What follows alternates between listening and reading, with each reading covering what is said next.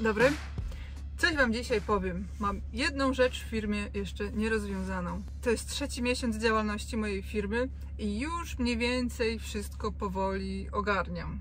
Tak może ogarniać najlepiej to młody przedsiębiorca, a raczej młody przewoźnik. Ale jest jedna rzecz, której do tej pory nie mogę ogarnąć i powiem Wam, jaka to jest rzecz. Już któryś raz z kolei dzwoni do mnie mój broker i mówi: wiesz co, Iwona, nie chciałabym sobie, żebyś czuła się jakoś prześladowana przeze mnie, ale klient się pyta, kiedy będziesz. I wiecie co, ja jestem tak strasznie przyzwyczajona, że przez te 10 praktycznie lat pracy dla firm transportowych, że mój dyspozytor zawsze wie, gdzie ja jestem, no bo jest telematyka i ma moje położenie na bieżąco, że do mnie nikt nie dzwoni. I ja to po prostu uwielbiam.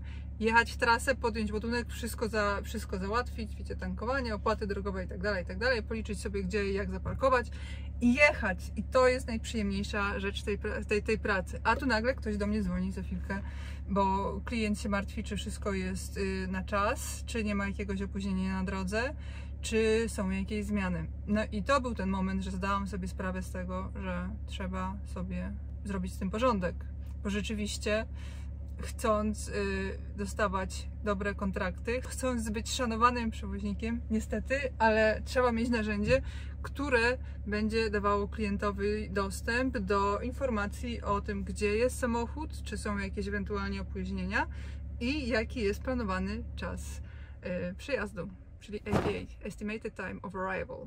Znacie to? ATA? To jest takie coś ATA. To znaczy ETA, Estimated. Nie wiem, dlaczego powiedziałam, ale Estimated Time of Arrival. No więc wzięłam tablet i zaczęłam szukać, jak mieć z głowy meldowanie się, gdzie ja jestem, kajo je i co ja robię i co się dzieje. No więc znalazłam lidera rynku światowego, którym jest Projekt 44, który na ten moment wiedzie już prym w Ameryce, no i jest już obecny w Europie.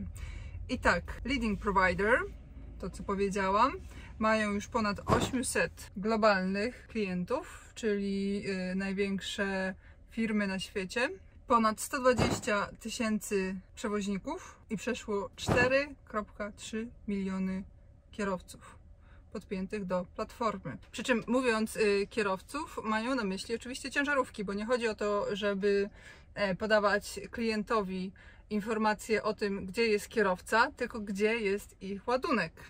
Także właśnie jesteśmy na etapie rozpoczęcia współpracy z firmą Projekt 44.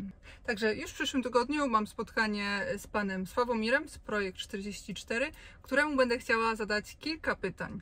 Wy także możecie zadać pytania pod spodem w komentarzach, zarówno jeżeli jesteście kierowcą, jeżeli jesteście dyspozytorem i potrzebujecie jakiejś konkretnej usługi, czy jesteście właścicielem firmy, małej, dużej, średniej.